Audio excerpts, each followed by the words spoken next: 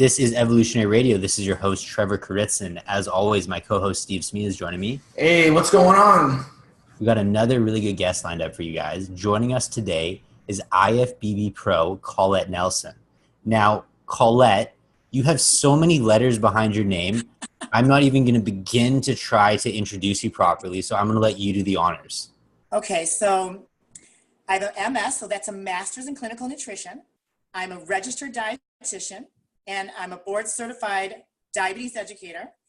I'm finishing up my RN, and soon there'll be a nurse practitioner at the end of my name because I want to save. I think my dream is actually to specialize in saving all my bodybuilders out there that have actually ended up using, we'll talk about this, but history of growth hormone use, stimulant use can actually lead to diet, carb, binge eating, can actually lead to beta cell failure. So what I want to talk about a little bit today too is we're really talking about insulin, but why that message is so important to me and why eventually I'll be having my own practice someday soon. Before we get into that, Colette, I got one question for you. Can you cook as well? What was that? Can you cook? I can cook. Oh my goodness, guys! There's the perfect woman for you. What don't you want? Thank you. I've never been married. What's going on here? Well, hey, I cook. I'm the cooker in my relationship, man.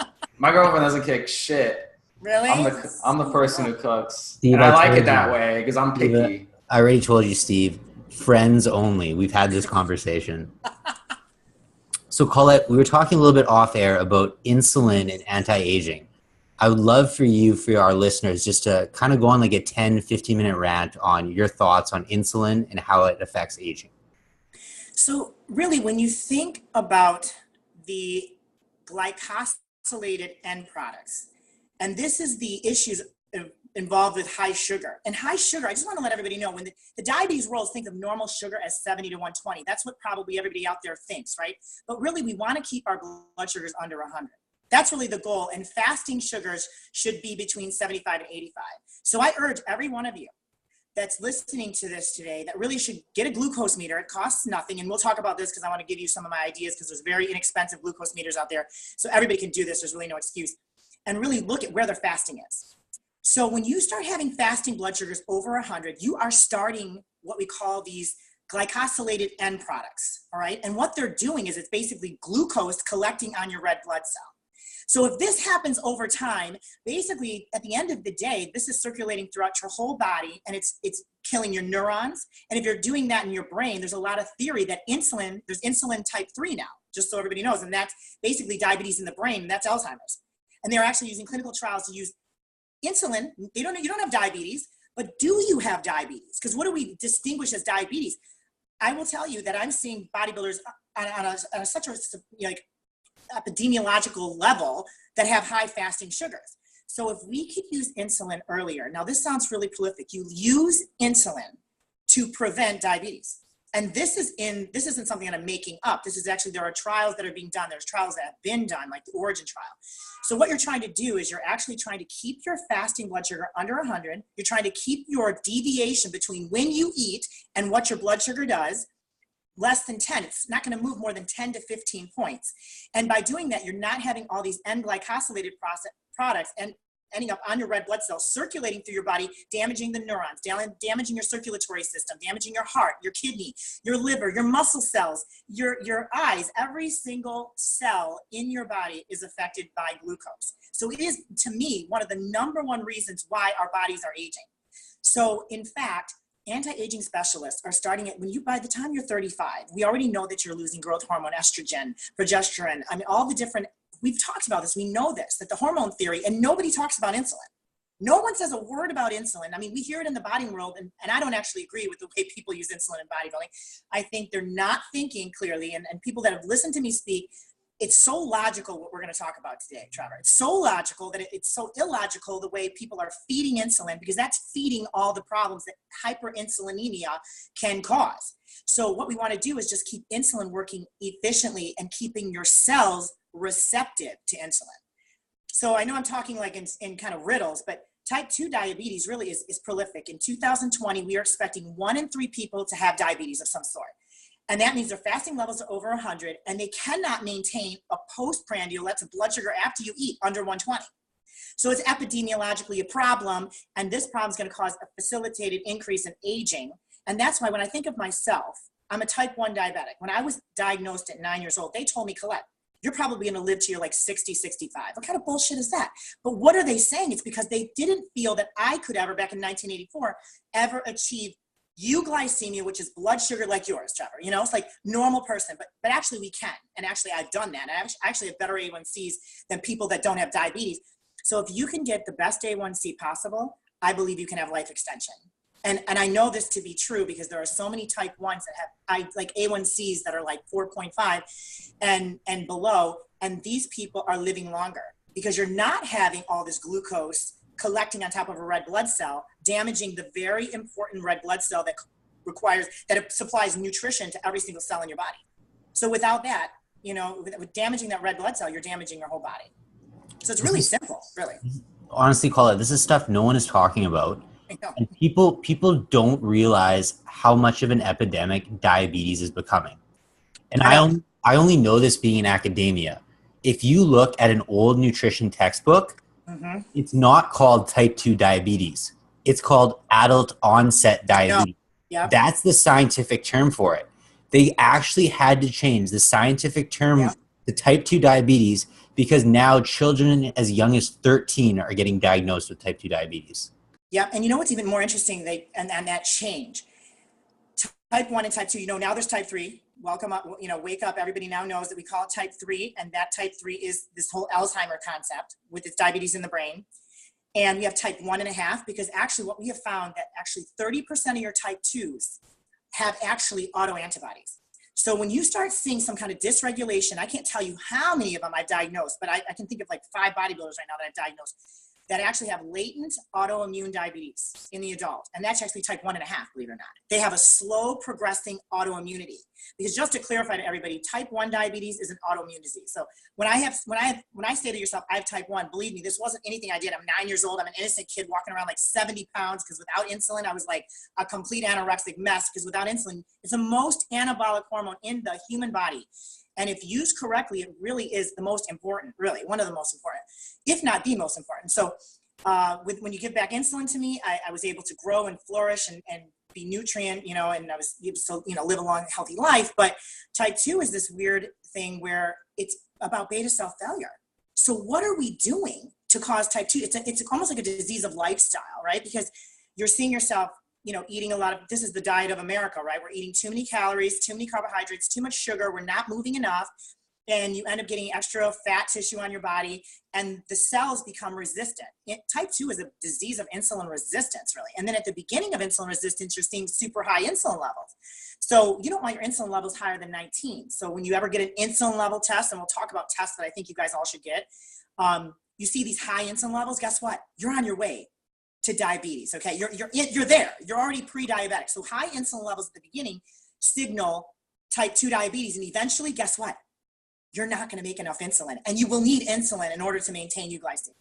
So now talk to me about this, Trevor. So what I'm seeing in the world of bodybuilding, to make it relevant to everybody that's listening, is, and I cannot even tell you the numbers of calls. I mean, the other day I had 3 phone calls and 3 phone consults from, these are guys that are 5-6% body fat, that exercise every day, that have lived the lifestyle, that have competed on stage, and you look at them, you're like, there's no way this person fits the profile of a type 2 diabetic, because type 2 diabetic is somebody that, you know, to make a profile, you know, they're usually, you know, over 45, they're overweight, they have a history of diabetes, they have hyperlipidemia, they have high lipids, they have high blood pressure, the whole deal, and they present with high insulin levels. And that makes sense, right? They're overweight, they've been eating improperly, but how do you explain it in the bodybuilder type individual that looks like they've been doing everything right?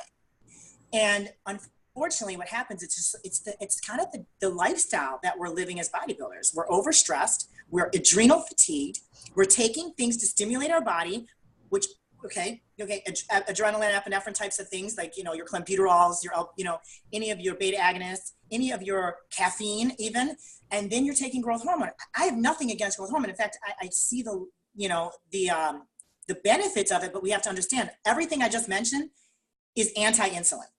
All right, it's anti-insulin. And I always think of Dave, because when Dave and I would have these conversations about insulin, and everybody knows that probably, well, not everybody, but at one point in my life, I was engaged with Dave, and it was him and I would argue nutrition until the end of time. But what he realized when he was trying to grow to be 300 pounds was that there was this rate limiting step, right, in growth hormone.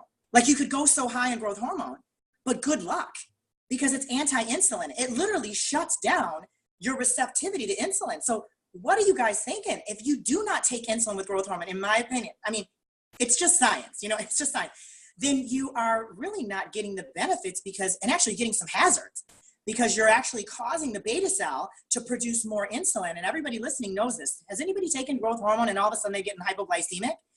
And they're saying the growth hormone is causing me to get low blood sugar. No, not really. What's happening is your body is sensing the receptivity decrease, right? The growth hormone's telling the receptors, I don't know what's going on. So then your body kicks out so much insulin that you end up with low blood sugar. And if you guys are seeing that or listening, you're on your way. You're on your way to burning out your beta cell.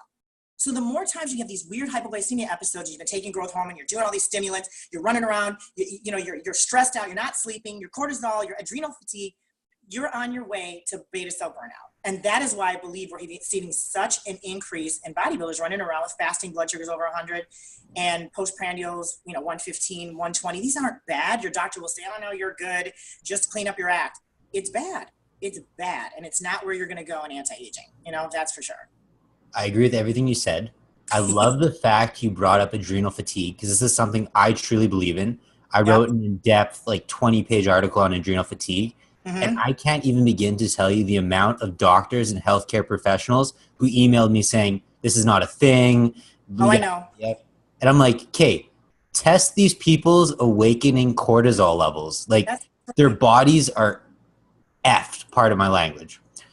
Well, Trevor, what is that saying? If your cortisol levels are high, you're going to cause, again, that causes insulin resistance. Your counter-regulatories, growth hormone, cortisol, adrenaline, okay, and glucagon. Okay, those are your 4 deals, okay? So all these are anti-insulin, pushing the beta cell to work harder. And your beta cell, everybody, makes insulin. And eventually that beta cell will not be able to keep up. And this is why I believe we're seeing thinner type 2s in the world of type 2 diabetes, because of these types of situations that, as someone is a super healthy bodybuilder, we know, let's face it, that bodybuilding competitively, and actually sometimes the lifestyle that is actually counterintuitive to being healthy. I mean, it's crazy, but it's counterintuitive. And it's those things. And what's interesting about me, and I'm not saying anything about anything, but everybody wonders, I'm so hyper. I'm always up here. And everyone's like, oh my God, Colette, what are you on? An Adderall? You on caffeine? Trevor, I do no stimulants whatsoever. I do none. I do no stimulants. And I sleep well. I have a great rhythm to my body. It's truly because I don't have to rely on these things. And also I realized as a type 1 diabetic, people are like, you're the only bodybuilder that doesn't drink coffee. It's every time I drink coffee, Trevor, I was having to take insulin. So I'm thinking to myself, wow, this is crazy. Why am I needing to take insulin in order to maintain my blood sugar to drink coffee? So what is happening to you every time a person's stimulated up, their body has to produce that insulin. I'm just seeing it because I got to inject it. But my body's like yours. I just have to see what's going on because I see every insulin unit that I need to take. So it's there's something to that. This overstimulated body, this over cortisoled out body, this stress in the world is actually leading to this beta cell fatigue, which will lead to type 2 diabetes. So have you read any Jason Fung books by any chance? Which one? Because he has a really good diabetic book out. I'm sorry? So my diabetic Bible, and if anybody, Dr. Bernstein. So Dr. Bernstein is a type 1 diabetic in his 90s, and he's a practicing physician, and he has it's the diabetes solution. And a lot of diabetics, it's truly like their Bible. There's a whole thing called type 1 grit. This guy has turned his A1Cs in the 4s. He turned his whole body from complete demolition from diabetes. I mean, it almost sounds fictitious because I work with diabetes every day.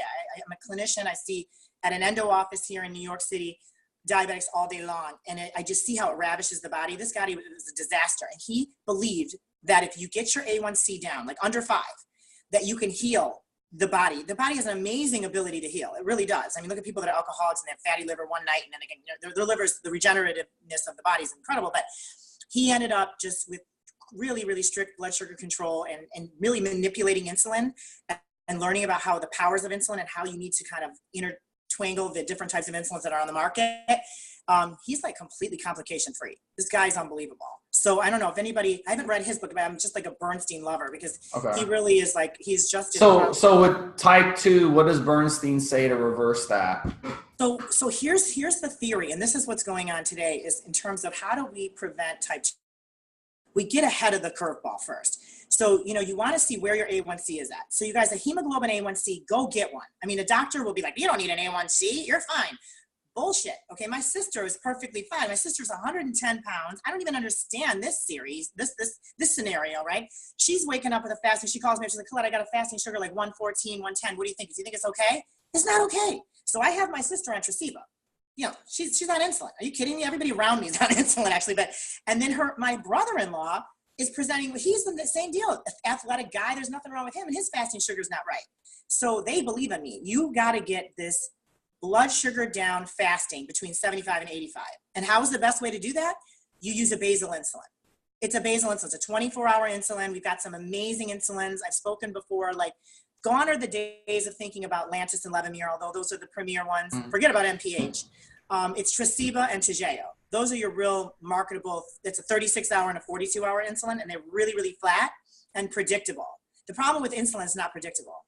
Because when you inject insulin, it's just wherever you inject it, what muscle you're injecting it to. Or, I mean, not you're doing it sub-Q, although I've done it intermuscular. But I mean, wait a minute, because I'm confused on this. So you're saying a type 2 diabetic should inject insulin to reverse type 2 diabetes? Explain that one to me. Yeah, so here's the theory. So what they're doing in Japan, and there's the Origin trial, is they're giving a person that walks in the office, okay? And this is what I do in my clinic. I mean, I am so aggressive. I remember the one guy's telling me, Colette, I just walked in and you're like stabbing me with insulin. But so you walk in a clinic, your A1C, okay, you guys, normal A1C should be really 5, okay? If you're 5.6, well, really 5.7 to 6.4 is pre-diabetes. So now you're already in that pre-diabetic state. What about this theory?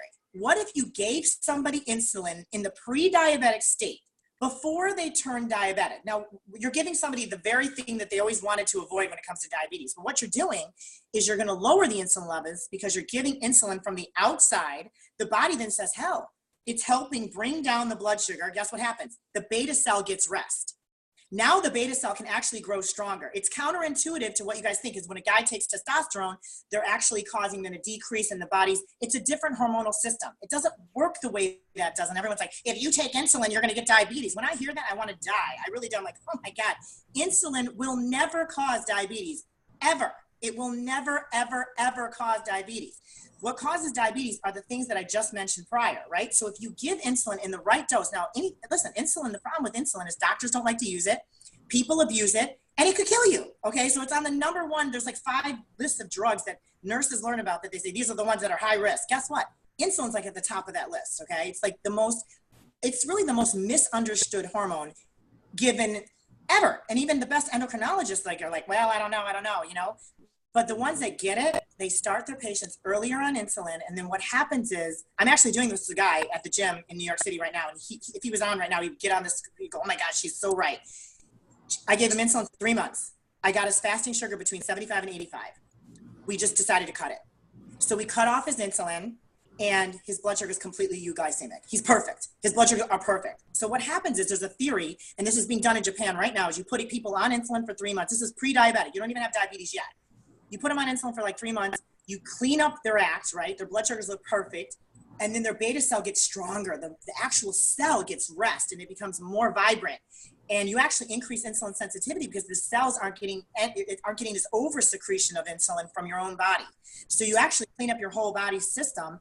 And then you actually see like basic normal blood sugars as a result of being on insulin for, it's like a theory of like 3 to 6 months, and then you pull them. And then as soon as you see the blood sugars creep up, you put them back on, you pull them back off. And what we found in the studies is that you really never developed diabetes. But those people that didn't do that developed diabetes. The A1Cs were 6.5, okay. 7. So can we kind of just jump, so basically you're saying if you're starting pre-diabetic, this will work, but what happens if you are type 2 diabetic? So here you are. So we know what to do with my people that are listening, that are a lot of diabetics that come to me, that are bodybuilders, that A1Cs blood sugars are off. it's the early insulin initiation is critical. Everybody goes to metformin, but metformin. But I mean, let's say it's too late and you're already diabetic. You've got like 120, 140 level. Right. So here's what they do. This is what a doctor does. They'll put you on metformin. They'll say, guess what? Let's start with metformin, 500 milligrams twice a day. I'll see you in a week, see what's going on. You'll see some difference, right? But you won't see the type of, it's like, why are we driving a Ford truck, okay, down to Florida when I'm driving the Ferrari, okay? Everybody's taking the metformins in the Ford truck. Good luck. I'll see you whenever, right? But I'm taking the Ferrari because insulin is natural. It's a natural bioidentical hormone. We DNA replicate it. It's human insulin. It works. Why wouldn't we just go in with a B.ENG rather than go in with something like a metformin and just say, I'll see you later, whatever. And then what ends up happening is metformin can only do so much. It's only working with the liver. It's telling the liver, hey, stop producing so much glucose. I'm begging you, give me a second here. And it reduces some of the insulin resistance. But it never really, it gives a little bit of a rest to the beta cell, but it doesn't really completely rest it. I mean, to me, when you give metformin, here's what the metformin's deal is, right? They'll tell you it reduces the hepatic output of glucose from the liver. You heard those words, right? Well, guess what a basal insulin does? A 24-hour insulin, not the insulin everybody uses like Novolog, Humalog, Apidra, Humalog. No, a basal insulin reduces the hepatic output of glucose from the liver. It does the exact same thing as metformin. The problem is it's an injection. And doctors have been programmed to go, let's go metformin, and then I'll give you some Januvia, and then I'll give you an SGLT2, and then I'll give you a bunch of drugs. And finally, because I'm scared to death, I'll finally give you insulin. By that time, it's too late. You've already aged your body. You've taken years off your life. You've definitely caused some calcifications in your body, massive inflammation. I mean, to me, it just doesn't make sense. Well, I agree that metformin is a shitty ass drug. But I do know people who became type 2 diabetics and got on insulin right away because they couldn't take metformin. Yeah. Because they had stomach problems. That's right. So and they are still diabetic. So what is their way to reverse type 2 diabetes? You're saying, right. I'm sorry? Right. What happens is, once you have already diagnosed, so say you go in there, it's too late. You never did any intervention. You never did any early intervention. And you come into the doctor, you got your A1C 6.5, which means you're diagnosed, you got diabetes. It happened 10 years prior to the diagnosis. It was going on 10 years before. Okay, we know this. This is nothing I'm making. I'm not making this up. This is what we know as clinicians, right? So by the time you show up and your A1C is high, your fasting sugar is over 126, your fasting sugar, it only takes us twice to show up, and then your postprandial blood sugar is over 180. It's over. It's too late. Your beta cell has been under 10 years of stress. You're at 50% beta cell function. That's it. That is in the studies. That means you show up, you're only making 50%. I can't get that other back.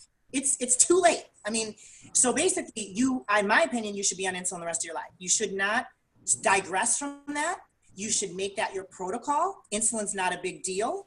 And if people, I mean, listen, this is how I treat my patients. I'm like, do not fear insulin. Fear your blood sugar. You know what I mean? It's your blood sugar that's killing you. So if the pills are like a slow way to get to, the end result, why wouldn't you just take the fast way and get the most natural way and the way that doesn't have all the side effects? I mean, there are no side effects of insulin, you guys. The only side effects of insulin are low blood sugar. Okay, well, we just make sure we take the right dose, and pain at the injection site, and a possible allergy, and they have to put that on like every single drug label. But really, when you think about it, your type 2 diabetic would do best getting on insulin, getting the blood sugars under tight control, regulating their food always, and exercising.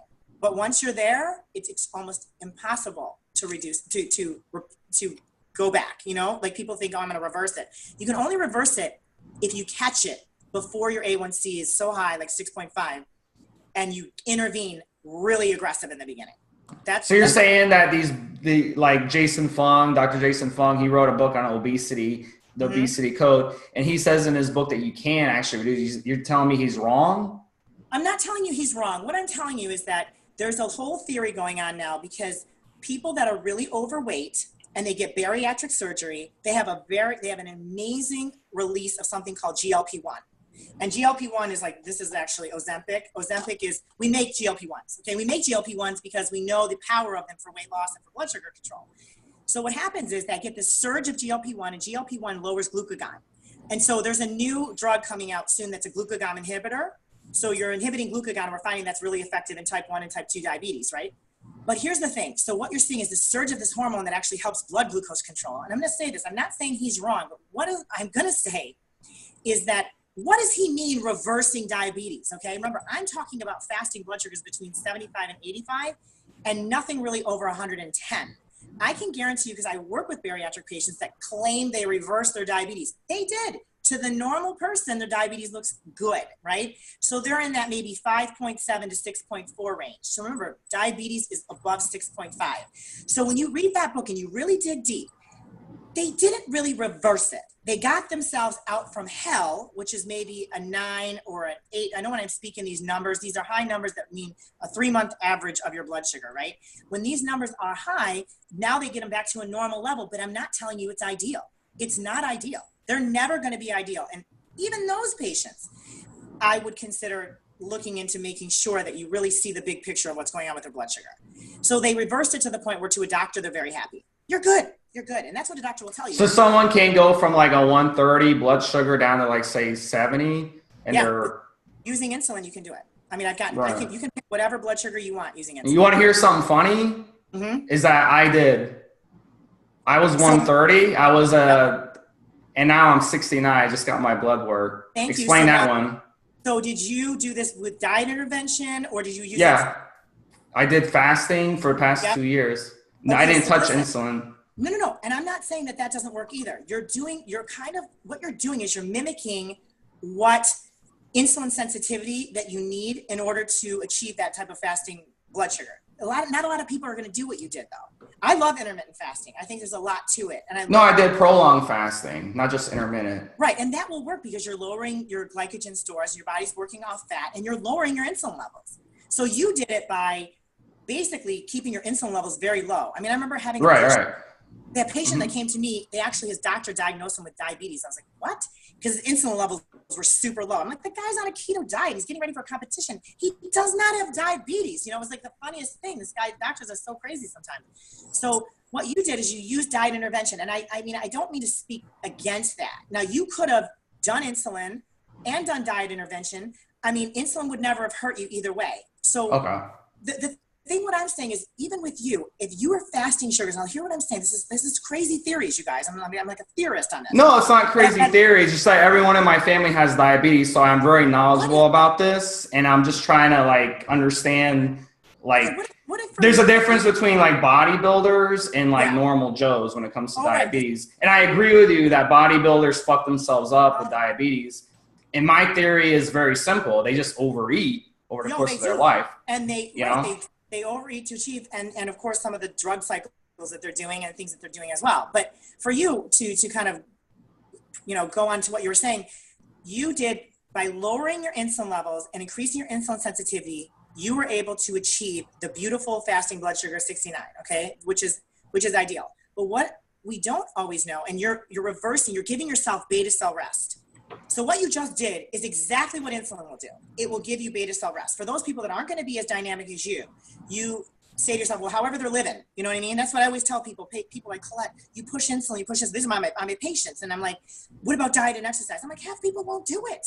I said, we're going to wait for that person to change behavior. It takes 3 months, but we can fix them. You know what I mean? I can fix their fasting sugar, and then I can work on their behavioral change, because I want them to lose weight. I want them to get healthy and everything else. But that takes time, and you just, people like you and I have the ability to just, I'm going to do it, and that's it. But what I'm saying to you is that a little bit of insulin would have never hurt you, and it wouldn't even probably hurt you now, because what it's doing is just keeping your beta cell at rest. It's keeping. But I mean, that being said, depending how your life is, your insulin levels are so low, I don't want you to go hypoglycemic, but even if it was 2 or 3 units, you know what I mean? Like, it's such a small amount of a long 24-hour insulin, because you're only fasting for so many period of time. And when you're fasting, your body is still kicking out glucagon. So glucagon's going to fire, because it's going to want to make sure that all your cells have enough glucose and enough energy in order to process, right? So in that nature, even though you're fasting, like they always say that with diabetes, like you eat breakfast, right? Because if you overextend your fasting, your body's going to kick out glucose. That's what happens in the wake hormone. So like when me as a diabetic, right? I have two instances where your blood sugars go up. In the middle of the night, you have the dawn phenomenon. And that's when you have a surge of growth hormone. So you have a lot of people say, I went to bed and my blood sugar was 80 and I wake up and it's 102. I mean, what the hell's going on in the middle of the night? I'm not even eating. What's happening is you have growth hormone. And growth hormone surges between 3:30, 4:30, whatever your circadian rhythm is. That's why, we know that we have that extra secretion of growth hormone in the middle of the night, why sleep is so important to grow. Because if you want to grow, you got to sleep. Then when you wake up, you have another surge of adrenaline, cortisol, and growth hormone to wake you up. Because the body doesn't care if you have some issues with your blood sugar. So it wakes you up and it kicks out all these anti-insulin hormones. And there you go. Your body's working harder again, just by pure nature of life, So that's where the idea of using insulin at a small, very small fractional amount, or depending on where you're at in the world of sugar, dysregulation of sugar, it's not a bad thing. It's really not a bad thing. So this is a question. I know Trevor wants to jump in, but I got to ask you this because I don't know the answer to this. I haven't really researched this, but I know some people, a lot of people actually, that have diabetes, type 2, and it's like one day they were okay, and it's like, boom, the next day, type 2 diabetic. What happened there? So listen, remember what I said. It is 10 years in the making. It does not happen overnight. And all of a sudden, it's the straw that broke the camel's back, right? So they had it going, they just didn't know it. And you don't see it. Listen, if all you were testing is your fasting sugar, you think you're good.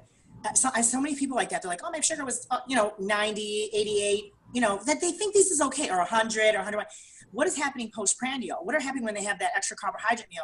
They don't see it, So nowadays, you guys, you can get CGM. You can get continuous glucose monitoring. You can get a Freestyle Libre, stick it on your arm. You can get a Dexcom, stick it on your leg, and you can see your blood sugar for 24 hours. It is amazing what you can learn. And I put it on so many guys. You have no idea. I'm like, just put this on. I want to see this. And they're like, holy shit, Colette. I didn't know this was happening in the middle of the night. I didn't know this was happening at 3 o'clock in the afternoon. So you think you're good because if you get labs done by your doctor, he'll just look at it and go, yeah, you're fine. Oh, did you eat something you shouldn't have? They dismiss it. Diabetes is misdiagnosed on so many levels. And then it's just like, oh, come back in 3 months, you're good. Right now, it's the time to intervene. Either do what you were doing, like get on a person's ass and say, okay, listen, lower those insulin levels, low carb diet, intermittent fasting, or extended fasting. Do whatever you need to do to lower your insulin levels to give your beta cell rest. All I'm asking people to do is give their beta cell rest. But really, the only way to do that is doing what you're doing, because even extreme exercise. So here's the deal. I got to take insulin before I squat, deadlift, I got to take insulin. My blood sugar goes up because I have such a cortisol stress release. So even exercise to that extent can screw up the beta cell. The only thing that really lowers your blood sugar better than anything else is freaking walking. I mean, ask anybody that's diabetic. If you just casual walk because it's stressing, I'm talking 3.0, you're not even killing yourself. That will lower your blood sugar better than anything else on the planet because it's just relaxing and you're just kind of utilizing glucose because it's slow, cardio. It's not really. I agree 110% with that. Yeah. And I tell people all the time who have that, who are overweight, you can't exercise yourself away because I see people in the gym all the time on the elliptical for an hour every day and they're still fat. And it's like, you're not going to be able to exercise your way out of it. And what's funny is Americans, I don't know if you're American too, Colleen, but Colette, but Americans exercise more than any other country. And we're still the fattest. So that's kind of weird. That's kind of weird. Trevor, go ahead. I know you want to jump. Yeah. So Colette, I had about 10 listener questions. Oh, really? They basically all summarize the same question. Yeah. Right now, there's an epidemic with bubble guts in bodybuilding, growth hormone gut, steroid gut, whatever you want to call it, right? So what they want to know is, 1, is insulin what is causing these guts? And then 2, if you're going to be using insulin daily as you've recommended before, would that cause an increase in your midsection?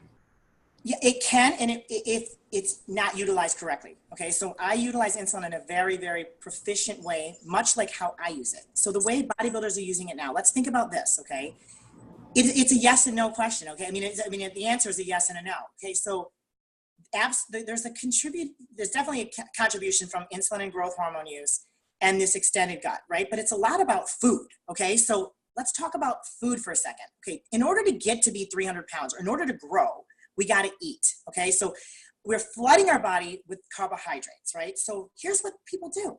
I'm going to take 100 grams of carbohydrates, slam down 10 units of insulin, and then, wow, if 100's good, I'm going to take 150, slam down 15 units of insulin, because, I mean, if the little bit's good, more is better. You guys, this is feeding the insulin. It's feeding the problem. It's feeding this hyperinsulinemic state, and insulin does not discriminate, you guys. Yes, you'll pull some in the glycogen, but your muscle cells can, can store maybe 400 grams of glycogen, okay? And then your liver maybe 100, okay? So eventually you're gonna tap those things out, and then you're gonna store fat. So now you're creating hyperlipidemia, all these extra lipids, okay? Then you're taking growth hormone, right? And growth hormone is gonna stimulate IGF-1. You have IGF-1 receptors in your stomach. So really, it's a growth hormone. I mean, and I hate to say this, insulin's a growth hormone.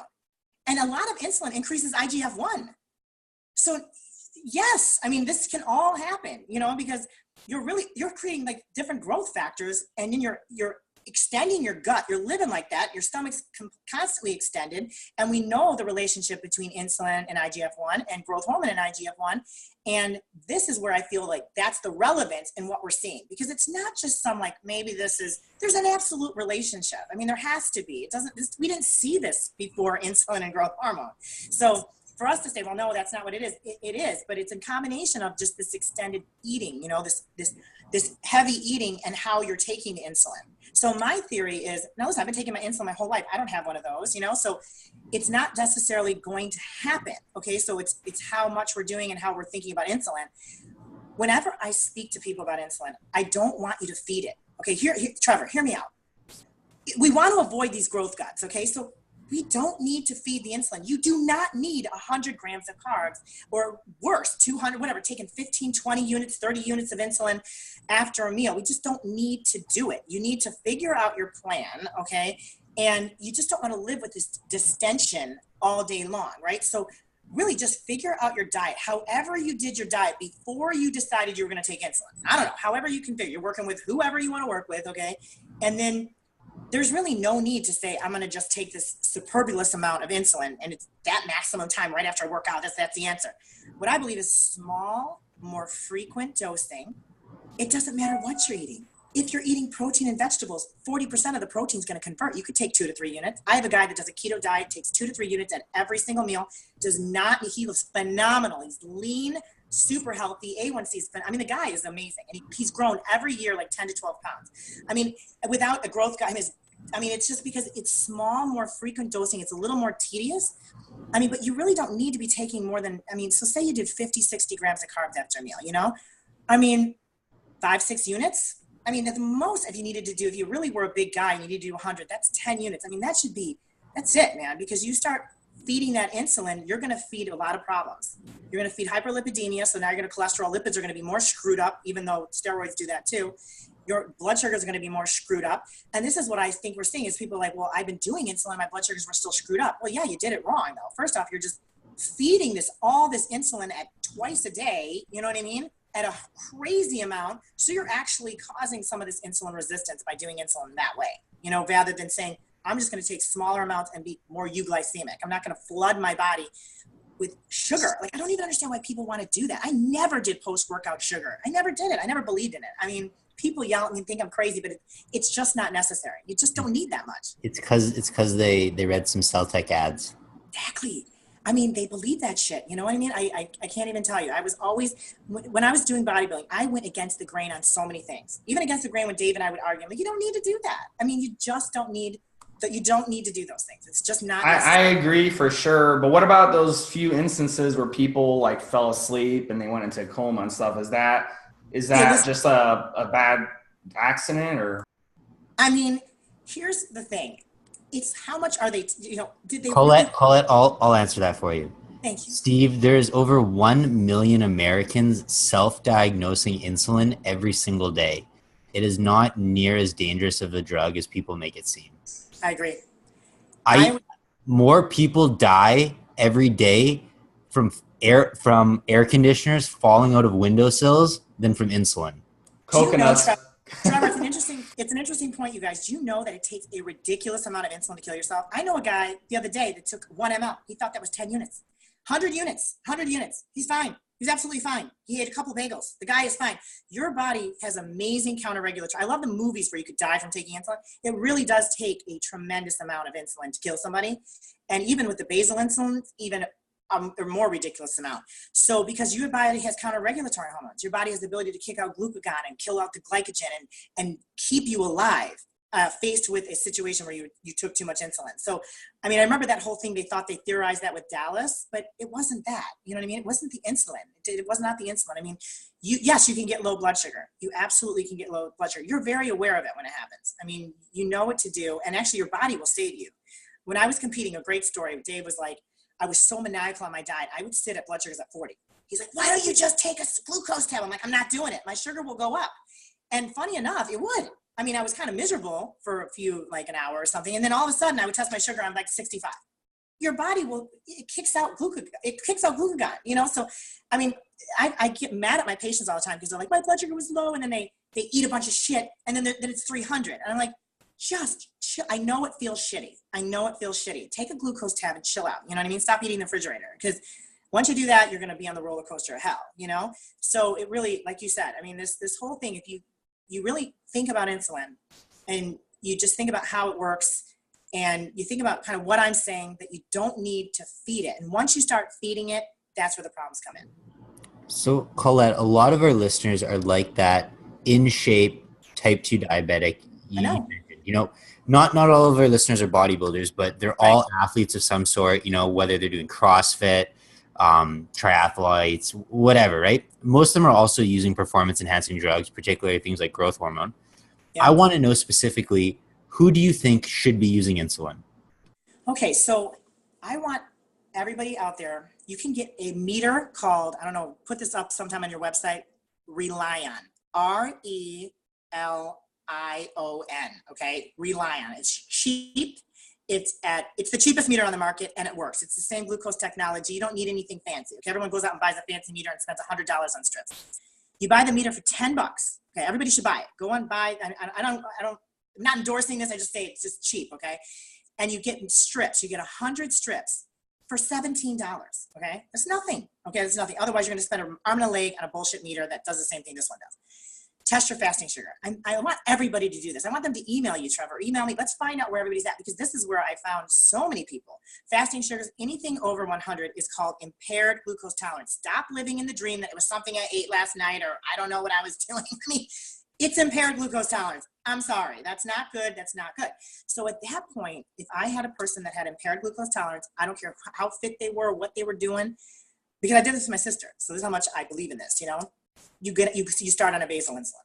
You go in head first and you fix that fasting sugar as fast as possible. You get that fasting sugar between 75 and 85.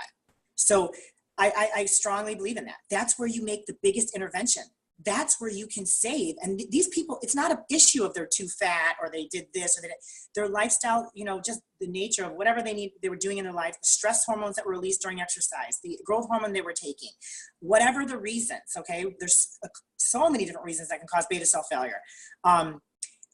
That's where you should intervene. And that's where you can save, and this is in the literature, this is being done, you can spare the beta cell from failing. Because if you don't, you're on your way. That's where this is in the first year of the 10 years before they're going to be diagnosed with diabetes. If we can get it now, we could prevent the beta cell from failing. And this is where we're at right now. This is why we're changing the way we treat diabetes and how we look at a patient. It's about beta cell preservation, not just about the big picture. You know, it's really getting deep into that little scope of what the beta cell is doing and preserving it. And those strips, I just want to clarify, those strips, how long do you have to fast before you test yourself? Good. About 8 hours. Give yourself about 8 hours of fasting. So just in the morning when you wake up? Yep. First thing when you wake up. Okay. And you're licking the strip or what? You're peeing on it or what? You're just putting in a blood sugar meter. It's just a strip. It turns on the meter. And it's simple, like a little finger stick, and you test your blood sugar. Okay. So you're using your blood. Okay. I just want to make sure. Yep. Okay. So Colette, I really want to give our listeners some golden nuggets here. So someone goes out, they buy this blood glucose monitor. Let's say they do this 2 days in a row just to make sure they didn't screw it up. So they fast 8 hours overnight. They test their blood sugar. They do it twice. They get the same reading each time, you know, roughly speaking. at what blood glucose level should they start using insulin, and what specifically should they do? Okay, so if you're fasting blood sugar, you really, in the literature, if you have 2 fasting blood sugars over 126, you have diabetes. Okay, so everybody listen to what I'm saying. 2. Now, if you had 2 fasting sugars over 100, doctors will be like, you might want to test for a week, okay, just to see if there's any, because meters themselves are not perfect. Okay, there's a 20 to 30% differential. So now, if you're seeing over 126, they say, well, listen, by the time the meter's diagnosed, seeing you at that, something's going on. Okay, but if you're at that 100, maybe you're really, 95 or 92, things might not be great, but let's get a really bigger scope. Give me 5 days. Give me 5 days of fasting sugars, and let me see where you're at. If you see that you're over that 100 and you're consistently over 100, we should intervene. If you're over 126, you absolutely, but this is me being strong and me being passionate about this. You might need insulin, a long-acting insulin, and then you might need insulin at each meal, okay? Because you can't maintain the normal rhythm of the body. The rhythm of the body, you need a 24-hour release of insulin, and then you need insulin at each meal to spike. You see what I'm saying? So it's the flat line with the peaks, okay? So if you're already at 126, you already got diabetes. It's not a good situation. So you want to fix that, and as soon as you can. Now, that's not saying, I know that our friend over here had a 130, and at that point I'm like, oh my God, I'm like, my mind's freaking out. If you catch it early enough, there's that point of reversal to some extent. Okay, if you catch it early enough. But I don't even know, in talking to what's his name, our other Trevor, what's our other guy, our co-host name?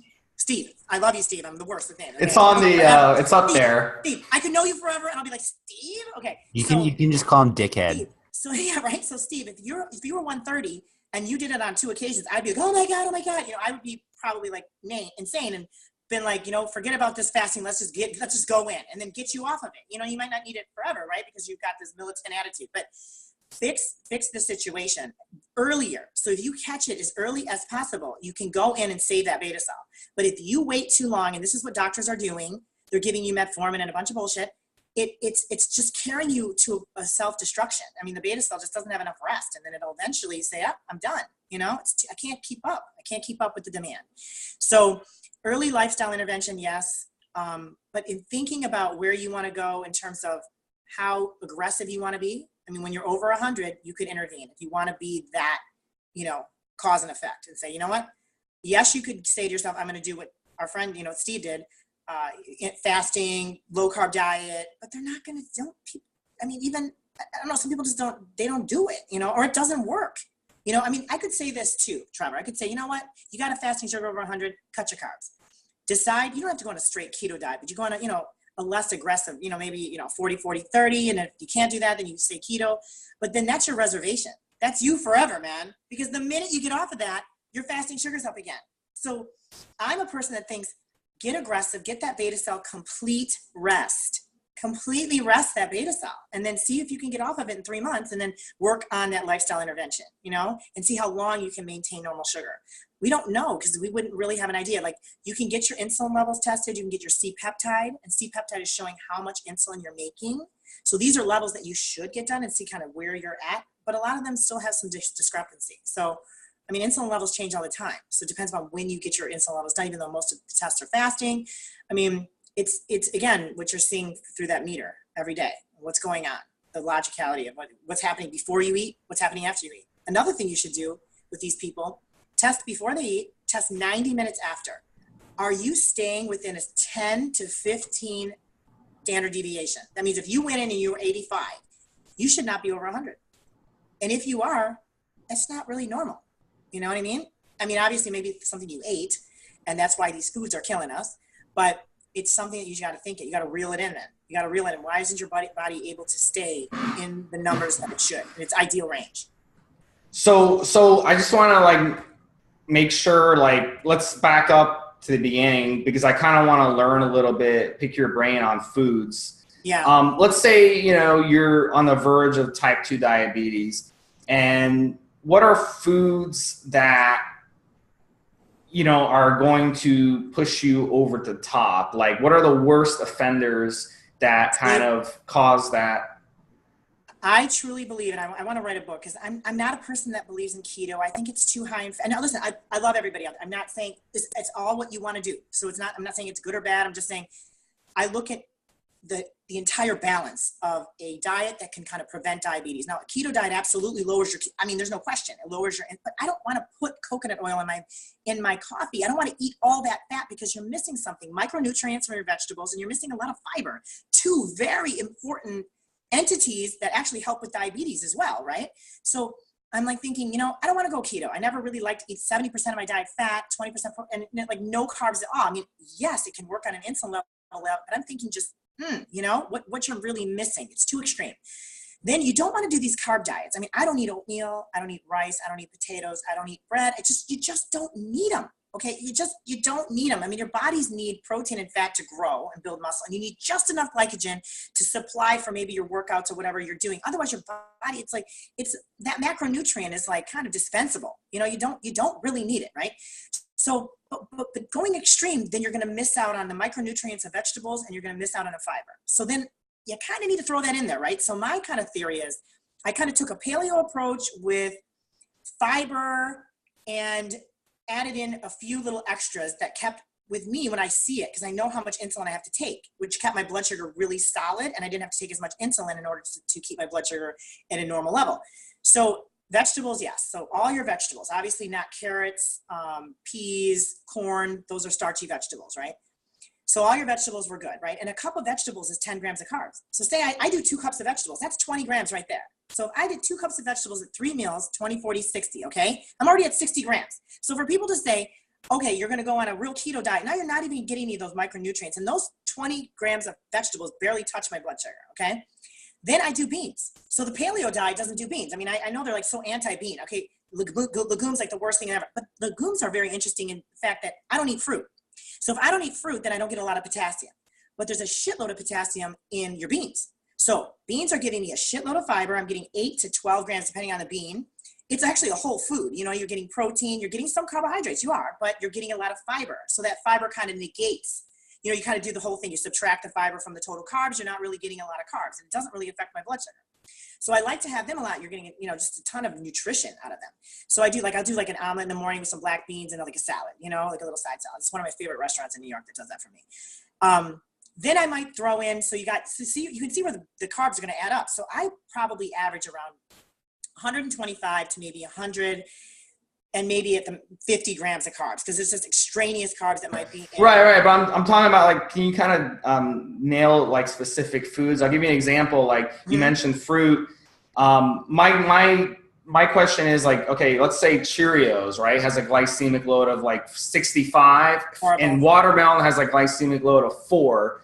So sugar. See, glycemic index isn't always the perfect means of saying. Yeah, explain that. Yeah. So glycemic index is very controversial. Okay, because load glycemic. I meant did I say index? I meant load, glycemic load. Even but so, it's sugar. So whatever you're getting out of watermelon, even though it's fructose, because fructose is a very interesting sugar, it's absorbed through diffusion, so it doesn't act as fast on blood sugar, but it's sugar. You know what I mean? I always tell people, it's like people want to, I don't know. I feel that sugar. But I mean, Cheerios doesn't have much sugar. It has less sugar than watermelon, but still the glycemic load is higher. Can you square that and make me understand? Because carbohydrates turn into glucose in the body, and it's at whatever step and rate. There's not that much fiber in Cheerios. So it hits the system, turns into glucose very, very fast. So any fruit may not, some of the fruits obviously are faster than others, but a fruit will always be lower on a glycemic load than a Cheerios or white bread or potato. So you're saying like a watermelon, a small amount will spike your blood sugar as much as Cheerios? Or I'm not following. I know it's tricky. I will say no, but I will say that it's still sugar. And what fructose sugar does to the body is sinister, because it doesn't have the same glycemic load. But fruit, eventually I want to do a master's thesis on fruit, okay? Not to eat it, okay? People want to kill me when I talk this. This is like, people want to like really just start emailing me, you're crazy. But fructose is a sugar, like when you eat it, okay, when you ingest it, it actually increases your triglycerides at that moment. So I know this because I would do phlebotomy. I take the person's blood and I'm like, why is your triglycerides through the roof? And they either ate a piece of fruit or they drank juice and didn't think that mattered. You know what I mean? Well, that really count? You know, I thought that was fat, you know? And then you saw the immediate change in the triglycerides when you eat fructose. Like fructose is just a bad sugar in general. I mean, that's why when people eat agave is 100% fructose. And that is like really bad for you. I mean, there's a great guy. I can't think of the podcast on this, but how bad. Colette, I'll back you up here. Yeah. What's fascinating about fructose is that it can only be metabolized by the liver. Yep. So because it goes straight to your liver, it doesn't raise blood sugar levels. We actually, at the beginning, when fructose was first being discovered that it's metabolized by the liver, we thought it was great because it's like, whoa. Right, they did. Remember they put everything in This is the sugar that doesn't raise blood sugar levels. But the problem is it goes straight to your liver, right? Your liver is a small organ. Your liver has a glycogen storage capacity of only about 50 grams. Once your liver's glycogen is full, any additional fructose is going to immediately be stored as fat. That's right. So that's You're the big with me, problem. Trevor. You're with me on this. I mean, it's just not, it's not just the ideal, you know, scenario, really, in terms of exactly by the main point with fructose being not an ideal sugar in the body. And that's my opinion. You seem to be with me a little bit on that. I mean, I know the micronutrients are there, the antioxidants are there, but to me, the sugar's there. So it's like getting across the river to the pot of gold, but going through a bunch of alligators, you know? And so my thoughts on fruit is like, I agree with you completely about fructose.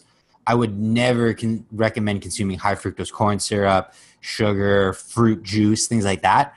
But if you're eating whole fruit, like let's say you're eating a cup of blueberries, that's only gonna have about like 4 grams of fructose. So it's like not really. I agree with you. That's why berries are on that like okay list. You know what I mean? Like even when I talk to patients, I'm like, listen, if you're gonna do anything, blueberries, strawberries, raspberries, or blackberries, you know, it doesn't have that profound effect like the other fruits. But by that same notion, if I eat an apple, I gotta take insulin. So I mean, it raises your blood sugar. You know, fruit still raises. I mean, not to the level that like we were talking about Cheerios. I mean, there's nothing worse. You know, you have a bowl of cornflakes, you're in trouble. I'm taking like 15 units of insulin. You know? But when I still have fruit, it's not like it's free. You know what I mean? It's not like I can say, I'm gonna have a piece of fruit and I'm good. You know what I mean? So I mean, I still count if I'm, you know, if the fruit has 15 grams of sugar, I mean, I'm gonna take 1.5 or 2 units of insulin. So it's not. But I mean, here's the thing: is there a way to? Is there a website or a graph that I can actually look at? Because this is the frustrating part to me, is that the glycemic load of watermelon and oranges is like 3 or 4. And then, like you said, Cheerios is sky high, cornflakes is sky high. But people are on the assumption that Cheerios is okay because it doesn't have as much sugar as watermelon. I know. So is there a website that people can actually go to? Because you're saying the glycemic load is bullshit. So is there, what is the way we can find out besides experimenting and jabbing our finger every time we eat something? I mean, I think, and that notion, like what you're saying, is we just have certain value to certain foods, right? And I tell people that you look at the fiber. How do you make a carbohydrate okay? To simplify this as much as you can without worrying about a chart, because all we have is glycemic index and glycemic load, which aren't terrible. It's just, I'll argue the fruit concept. What if you think about just, when I look at a carbohydrate, because I mean, I have to look at and think about how much insulin I need to take for every carbohydrate I eat. And that's what you need to think about, right? That's what I'm trying to spare everybody, is to stop the glycemic load on the body so the body doesn't need to produce all this insulin. So if the fiber is over 6, you know what I mean? I'm looking for things that I eat that the fiber is over 6. So that cuts out oatmeal, because oatmeal only has 4. You know what I mean? That cuts out whole wheat bread. That only has maybe 3 or 4, maybe less actually. The whole wheat breads on the market are just white bread with a little wheat sprinkled in on. But let's just say you try to make a whole wheat bread. It still won't make it. It'll be like a rock if you don't have white flour. Cheerios, there's nothing. I mean, like Fiber One cereal has its decency, but it still has more sugar in it than I like. Because they hide some sugar in with the fiber. So you got to be kind of a detective. You want to keep the sugar low, you know, less than 1 gram or none, and you want to keep the fiber high. And that's where I go in with the beans. You know, that's where I go in sometimes with a low carb wrap or a coconut wrap, or you use almond flour, or you use things that have such an abundance of fiber, and they have very little sugar, and they don't cause much of a load on the body at all, because that fiber isn't really absorbed, you know. So, and it buffers the blood sugar. So it's kind of a nice, gentle flow in the body, and your body doesn't have to overproduce all this insulin. because that's what's happening when you're eating something like a Cheerios. It can't figure it out. So 9 times out of 10, it just produces too much insulin. And there you go again with the idea that the body is just keeps pushing out all this insulin time and time again. Eventually, it's going to increase the aging process because you're not going to be able to maintain normal blood sugars. Even though where can people go to see what you're saying about the fiber ratio and all this stuff? Is there a website that actually tells you, hey, these foods are going to spike your blood sugar, these foods won't? Is there a website that actually does that? Because I'm amazed that I can't find a website that does that. The very interesting thing is, I was sitting with the doctor in Brooklyn. He actually has an entire book that he's writing on the whole concept. And him and I were just bullshitting. And we were talking about, obviously he believes in a low carb diet, but his whole concept was really focused on fiber and how a fiber, it's like negative carbohydrate units, he calls it. How can we increase weight loss by using really a higher, and I really think that's how I've oftentimes kept control of my weight. And I don't do any cardio. I mean, it's like almost, I don't even know how I do it actually, because it's really because my diet is so high in fiber, very low in sugar. I mean, if any sugar, like I just don't eat it. I don't eat fruit. So, really not getting any sugar. And obviously everything in your body. I mean, even protein, you guys, about 40% of the protein you eat converts to sugar. That's why I taught people when they carb count, you gotta include protein in this, because that's not free. It just takes a bit longer for it to turn into glucose. And what the body needs at that time, because your body only needs a certain amount of protein at all times. And the rest of it's going to be stored as fat or as, glycogen. So it's really, there's this, I don't know when this will come out, but he is working on this. It's basically a negative carbohydrate book. And basically what he's talking about is how increasing the fiber in your carbohydrates can decrease the load on the body, facilitate weight loss, lower insulin levels, and gives you a little bit more of a variety of foods. And it makes more sense out of what you can eat and what you can't eat. And I'll tell you right now, there are no cereals on there. There's no processed foods. They're just never going to be on that list, because those things are just bread, rice, potatoes, pasta, to some extent, corn, peas, carrots. These things they're sugar. They raise your blood sugar. They're starches. They do what they do in the body. A white potato, my God, if I eat that, it's over. My blood sugars are going through the roof. And it seems so healthy, right? It seems so healthy, but not to my blood sugar. Well, if you look at the American food pyramid, that's what they're telling you health is. I know. What did we do in the 80s when we turned the coin to remember the Susan Powder days? We had an increase in high fructose corn syrup, and we had this whole fat-free craze, and everyone was eating sugar, and all we did was just fast forward the clock to where we are today, where diabetes is an epidemic, And now we've turned the page, and now we're making fat okay, and fat is okay. Fat is more than okay, and it's just a shame that we still are caught up in that fat-free. That's just not where we're at. The good news is we made a lot of corn farmers very rich.